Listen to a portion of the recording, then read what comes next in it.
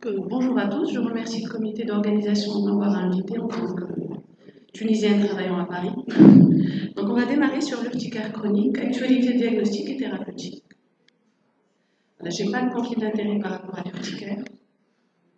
Donc l'urticaire, la définition est très simple, mais on va voir qu'il y a plusieurs controverses. Je ne sais pas si par rapport au micro c'est bon.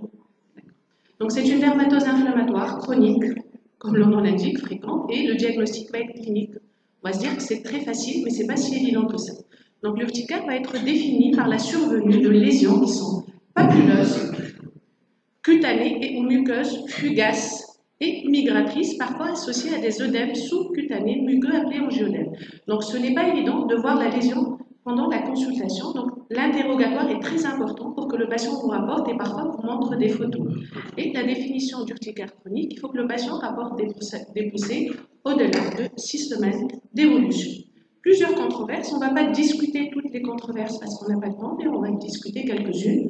Le choix a été arbitraire, j'ai fait une recherche de la bibliographie PubMed sur un an et demi, j'ai choisi les articles qui m'ont paru les plus intéressants, qui m'ont plu à la lecture et qui sont bien sûr pratiques. Donc, on peut avoir des controverses concernant la terminologie, la physiopathie, la classification, les diagnostics différentiels et le traitement.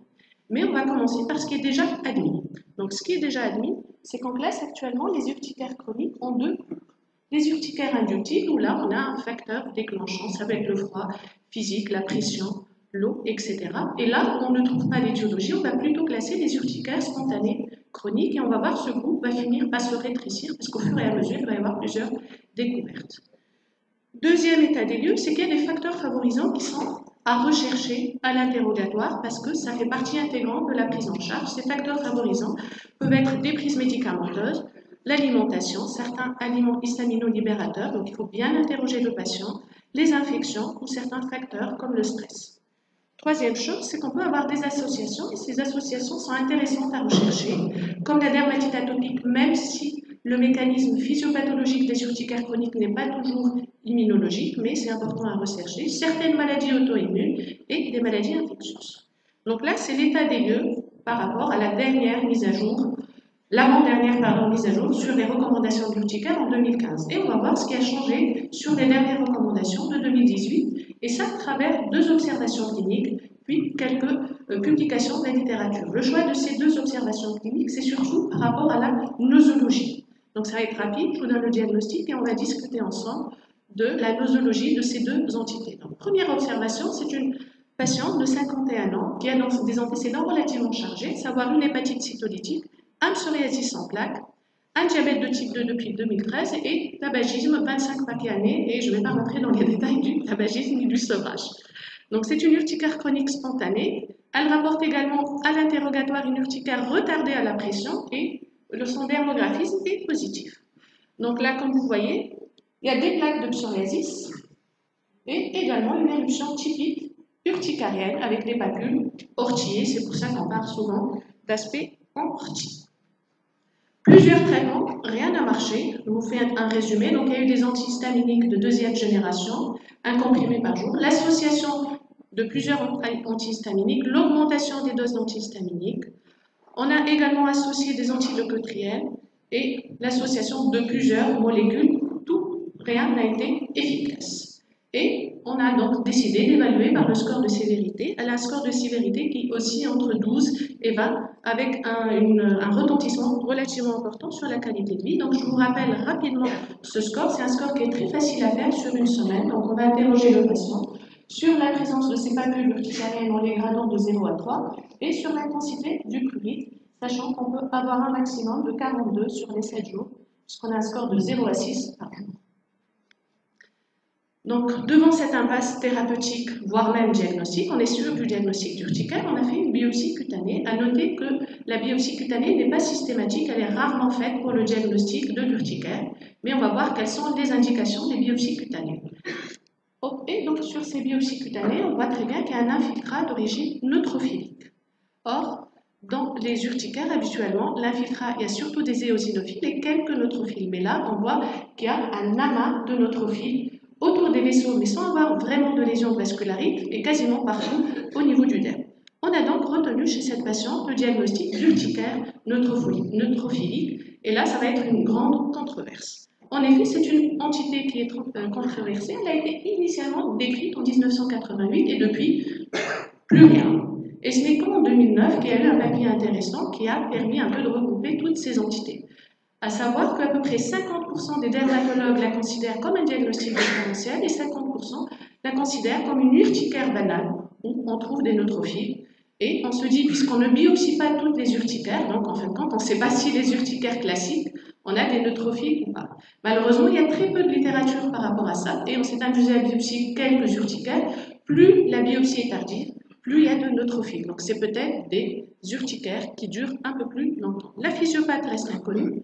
Et il y a cette excellente revue de la littérature qui a été publiée, en plus en français, donc je vous invite à la lire, par l'équipe de dermatologie de Tenon, sur toute la revue de la littérature par rapport à cette entité.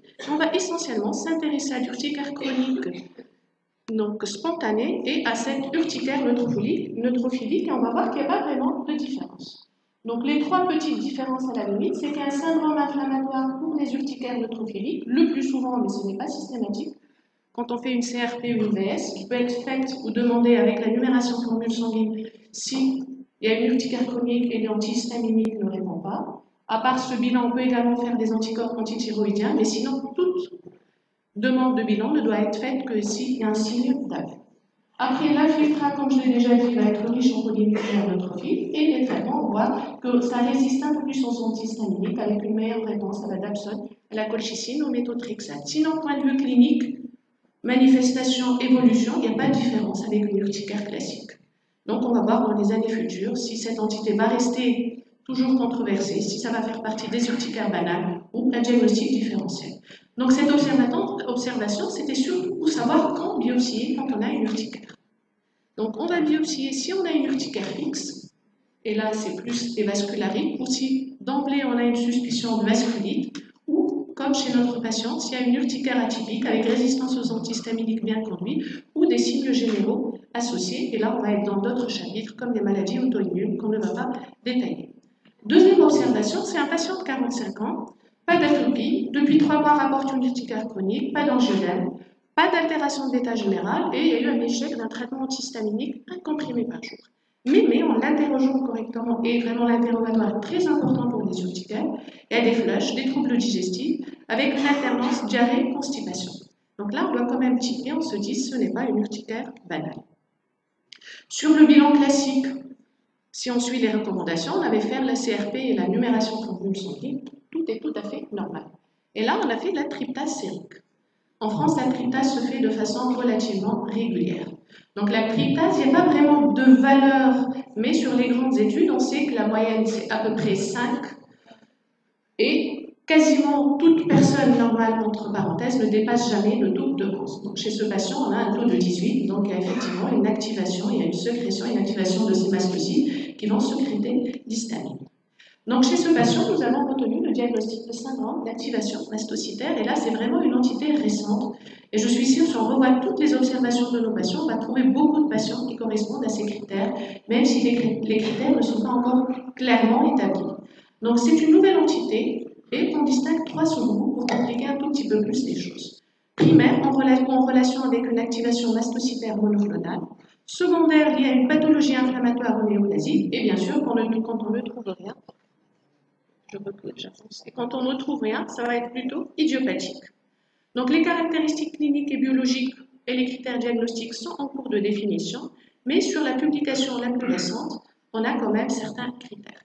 Et nous pouvons voir que cette quantité s'intègre dans tous les désordres ou les maladies où il y a une activation des mastocytes, et l'anaphylaxie idiopathique s'intègre également dans ce groupe. Et vous voyez très bien que le tableau va être très hétérogène. Donc, comment on va définir, en fonction des nouvelles publications, ce syndrome d'activation mastocytaire? Premier critère, bien sûr, c'est d'avoir des signes cliniques qui sont évocateurs de dégranulation. L'urticaire en premier, mais tous les autres signes que avait d'ailleurs le patient. Deuxième critère, c'est l'élévation de la tryptase sérique. Et là, on n'a pas vraiment de standard, mais il faudrait donc avoir 2 dosages. Un dosage quand le patient n'a pas d'éruption, et un dosage qui doit être fait dans les 4 heures suivant l'éruption, où on doit avoir une augmentation de la tryptase de 20% plus 2 nanogrammes par millilitre. Donc là, ça nécessite quand même 2 dosages. Troisième critère, c'est bien sûr une bonne réponse au traitement visant les mastocytes mais il faut s'attendre que dans les années futures, on va affiner un peu plus ces critères diagnostiques. Donc, pour résumer par rapport aux actualités diagnostiques pour des urticaires chroniques, hop, sur les dernières recommandations, donc on voit que devant toute urticaire chronique, il faut voir si elle est inductible, donc là, on a un agent bien identifiable, ou si elle est spontanée. Si elle est spontanée, c'est quand même important de nos jours, parce qu'on dispose de plusieurs examens complémentaires. Il faut exclure des urticaires, des vascularites en faisant des biopsies, et voir de nouvelles entités en faisant des bilans, et notamment la tryptase, et ce n'est qu'après qu'on va retenir le diagnostic d'urticaire chronique spontané. Donc je pense que le chiffre de 90% d'urticaire spontané va plutôt baisser avec le temps. Et là, on va passer à la deuxième partie avec les controverses. J'ai sélectionné quelques articles de la littérature qui peuvent être intéressants soit pour le futur ou pour la pratique quotidienne. Donc il va y avoir essentiellement 3 controverses par rapport à la vitamine D, le reflux oso-gastro-duodénal et l'urticaire, et quelques substances qui vont intervenir sur la physiopathologie, qui vont peut-être avoir un impact pour la prise en charge thérapeutique des patients. Donc, premier article, c'est la relation entre le dosage de vitamine D chez les patients qui ont une urticaire chronique spontanée. C'est une revue de la littérature qui va de 1966 à 2018, 17 études retenues, et on a vu le taux de vitamine et si on supplémentait ces patients, quel est l'effet sur l'urticaire. Donc, on a 14 études avec quand même 1321 patients, ce qui n'est pas négligeable, et on voit que sur 12 études, il y a une diminution significative du taux de vitamine D. En plus, en France, quand on fait les hôpitaux de jour et qu'on dose la vitamine D, la cotation de l'hôpital de jour explose. Donc, on le fait quasi systématiquement dans la recherche de déficit vitaminique. Dans cette étude, on voit qu'une supplémentation avec de fortes doses de vitamine D a permis d'améliorer la sévérité de l'urticaire chronique. Donc, deuxième publication, c'est le lien entre l'urticaire et le reflux oso-gastro-duodénal. Et là, donc, c'est une étude rétrospective sur 1426 patients. Il a recherché 3 facteurs. S'il y a un reflux, et il a été retrouvé dans 15% des patients. S'il y a une urticaire, dans 13% des cas, et elle était donc spontanée chez 8,4% des patients, et l'association des deux, qui a été retrouvée, c'est quasiment 6% des patients. Donc, chez les patients urticariens, on a trouvé que la prévalence de l'urticaire était 4 fois plus élevée. Et il y avait également une élévation significative du score de sévérité de l'urticaire. Deuxième information importante, c'est que le taux total des IgE et le taux d'éosinophiles était également plus élevé si on avait les deux pathologies qui étaient associées. Donc ce serait intéressant peut-être d'interroger, voire de rechercher s'il y a des signes d'appel chez les patients urticariens, le reflux qui permettrait, comme on le voit, d'améliorer donc la prise en charge des urticaires, sachant que les urticaires étaient beaucoup plus sévères quand il y avait l'association des deux. Donc les auteurs suggèrent qu'une inflammation neurogène impliquant la substance P, qui est également impliquée dans le reflux, peut avoir un impact sur les mastocytes et donc dégranuler ces mastocytes via un récepteur. Donc on pourra voir éventuellement tester si nos patients ont cette anomalie. Ce qui nous ramène d'ailleurs à la substance P qui intervient. Et on voit très bien que dans les urticaires, la physiopathie est relativement complexe. On distingue donc les activations immunologiques, mais également les activations non immunologiques qui sont en fréquence plus importante, et cette substance P dont on parle actuellement énormément, qui va déclencher donc la dégranulation. Donc, que nous dit cette revue de la littérature qui a été faite jusqu'en juillet 2018? Ils ont revu tous les articles où on s'intéresse à l'urticaire chronique et à la substance P. On a remarqué qu'il y a un taux élevé de substance P sérique dans ces urticaires spontanés, avec une corrélation avec la sévérité. Mais on ne va pas s'amuser en pratique courante à rechercher cette substance P. Donc, ce serait intéressant de peut-être voir dans des sous-groupes qui vont avoir un récepteur particulier et qui vont être plus sensibles à cette substance P pour peut-être leur proposer dans un futur proche ou voire lointain une thérapeutique ciblée. Ce qui nous amène d'ailleurs à la prise en charge thérapeutique. Quoi de neuf? Quelles sont les actualités récentes par rapport à la prise en charge des patients qui ont une urticaire chronique? Mais on va déjà faire un état des lieux. Donc on sait que pour les urticaires, on dispose de plusieurs molécules qui vont agir différemment et sur différents tissus. Donc première chose, bien sûr, et de façon classique, on va voir les antihistaminiques qui vont agir sur le mastocyte. On peut également utiliser les antileucotriènes, d'autres immunosuppresseurs comme la cyclosporine, le méthotrexate, les antipaludéens de synthèse, la colchicine, la dapsone, mais on peut également agir avec les anticorps anti-IgE avec l'omalizumab. Donc, et on va voir ce que nous proposent les données récentes de la littérature. Et donc, les dernières recommandations européennes ou internationales de 2018 ont vraiment simplifié la prise en charge des urticaires chroniques. Donc, on fait le diagnostic d'urticaire chronique. Il faut bien sûr agir sur tous les facteurs favorisant, rechercher les pathologies associées, et on démarre avec un antihistaminique de nouvelle génération. Un seul comprimé. Au bout de 2 à 4 semaines, on va réévaluer le patient. Ça ne marche pas. Même si on est hors AMM, on passe à 4 comprimés. Et même si depuis 2000, on préconise cette augmentation du dosage, les pharmaciens tiquent toujours. Donc, il faut vraiment bien l'écrire sur l'ordonnance. C'est bien 4 comprimés par jour en tout. 4 comprimés, ça ne marche pas au bout de 2 voire 4 semaines. On va directement passer à un anti-IgE, certes qui a un coût et qui va être efficace. Donc, c'est 300 mg toutes les 4 semaines en sous-cutané pendant au moins 6 mois. Ça ne marche pas. Au bout de 6 mois, on peut passer, bien sûr, à la cyclosporine, mais notez qu'à chaque fois, on a gardé des antihistaminiques de nouvelle génération, pas d'antihistaminiques de première génération. Donc ça, c'est des recommandations qu'on utilise tous, mais en faisant la littérature, j'ai découvert qu'il y avait des recommandations, bien sûr, américaines, l'Amérique du Nord et l'Amérique latine. Et ces recommandations sont un peu plus compliquées, où on peut utiliser beaucoup de molécules. Je suppose que vous allez vous poser la question, pourquoi dans les recommandations internationales, on n'utilise plus les leucotriènes, alors que sur les recommandations de 2015, on les utilisait en 3e intention. Donc ce groupe d'experts a jugé que le leucotriène n'apportait pas un plus dans les urticaires chroniques, alors que selon les recommandations américaines, on peut toujours les utiliser, on le voit, en 2e intention. Donc généralement en Europe, on va suivre les recommandations européennes, internationales, qui sont honnêtement beaucoup plus simples, mais certes qui passent très très vite si on calcule au bout de 2 mois à un biologique. Donc le coût va être important. Et d'ailleurs, on va voir le bénéfice de ce biologique en vie réelle, parce qu'en fin de compte, tous les résultats qu'on a, c'est des résultats que nous apportent les laboratoires sur les essais cliniques. Donc cette méta-analyse, sur 67 articles, c'est des études observationnelles, ils ont essayé de voir l'efficacité du Xolair en pratique quotidienne chez les patients. Donc qu'est-ce qui sort de ces études? Donc les principaux résultats, c'est qu'il y a une amélioration du score de sévérité de moins 25,6 points. Il y a une baisse ou une amélioration du score de la qualité de vie.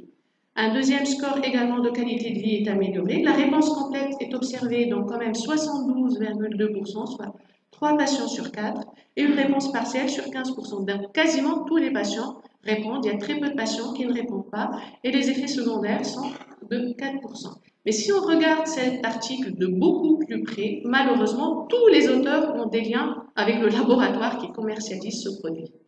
C'est à prendre quand même entre parenthèses. Mais tous les auteurs s'accordent à dire qu'il y a un bénéfice et la sécurité à l'emploi de cette molécule, et ces bénéfices sont meilleurs en vie réelle par rapport aux études qui sont proposées.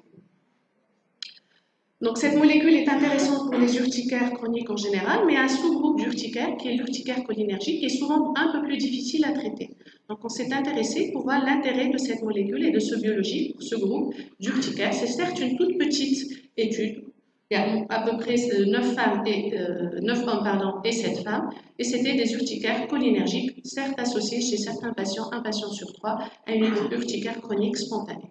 Donc, que nous dit cette étude? La réponse au traitement a été classée en complète, majeure ou mineure, et là, il n'y a aucun score de sévérité. C'était les médecins qui jugeaient 1, 2, 3. Donc, c'est une étude difficile à juger, mais qui est quand même intéressante parce qu'on retrouve qu'il y a une réponse complète, c'est quasiment 70% des patients.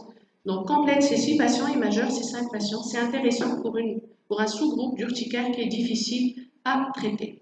Ce qui est intéressant également sur cette étude, c'est qu'il fallait augmenter les doses chez certains patients et surtout chez les hommes.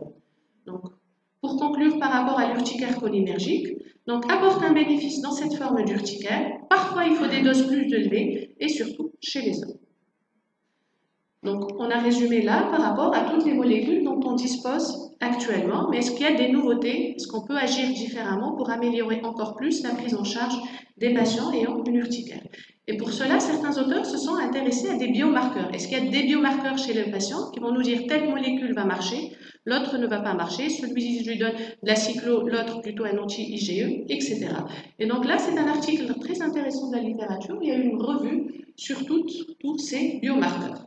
Je vous résume vraiment l'article pour vous dire les choses les plus importantes. Donc, concernant la clinique, vous allez voir que si le patient a une atopie, une dystéroïdie ou une HTA, l'activité et la durée de la maladie vont être plus importantes. Donc, c'est des patients qui sont un peu plus difficiles à traiter. Concernant les marqueurs biologiques, certes, ce n'est pas des marqueurs qui sont faits couramment, mais ça peut aider. Donc, concernant la fraction du complément, le test au sérum autologue, que personnellement je trouve un gadget que je ne fais pas quotidiennement, mais qui est fait dans le cadre de plusieurs études, le test d'activation des basophiles, les dédimères également, quand ils sont augmentés ou perturbés ces tests, on a souvent une résistance aux antihistaminiques. Si on a donc d'autres tests où on va avoir la sécrétion de l'histamine des basophiles, également le test de sérum autologue et l'activation des basophiles, on va voir que la réponse va être plus tardive au biologique. Par contre, si on a des dédimères diminués, mais même si on a des tests positifs d'activation des basophiles, la cyclosporine va avoir une bonne réponse. Donc peut-être dans un futur proche, on va faire ces tests pour essayer de choisir quelle molécule.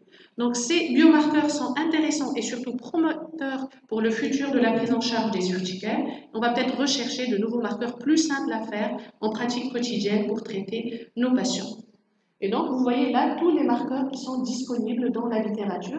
Il faut s'attendre pour le diagnostic de certaines, ça ne marche plus, de certaines urticaires à rechercher les anticorps anti-IL-24 de type IgE et peut-être de nouvelles molécules vont arriver derrière.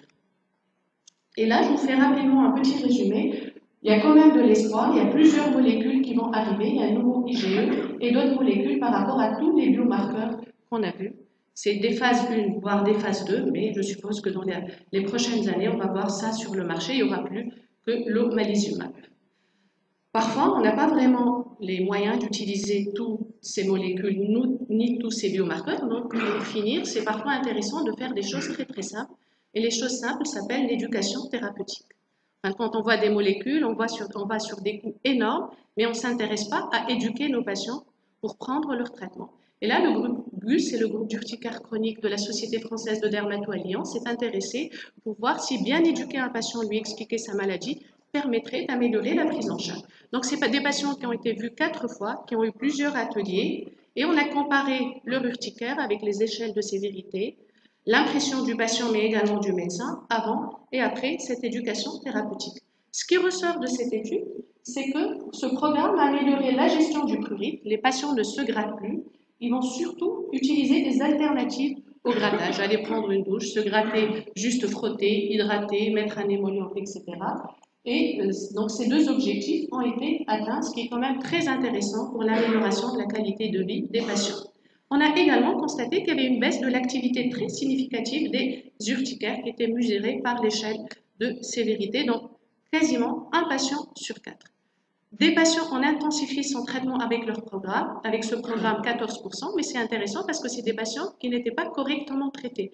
Donc le fait de leur avoir expliqué qu'ils pouvaient aller jusqu'à 4 comprimés, ils ont mieux traité leur maladie. Donc les auteurs ici concluent qu'il s'agit de la première étude sur l'éducation thérapeutique, même si l'hypothèse d'une amélioration spontanée ne peut être écartée, mais elle montre qu'il y a quand même une amélioration assez objective avec des échelles. Donc peut-être avant d'aller sur toutes ces molécules, bien expliquer aux patients sa pathologie et son traitement. Et je conclus sur ça en vous remerciant et en espérant avoir d'autres actualités peut-être pour les prochains congrès.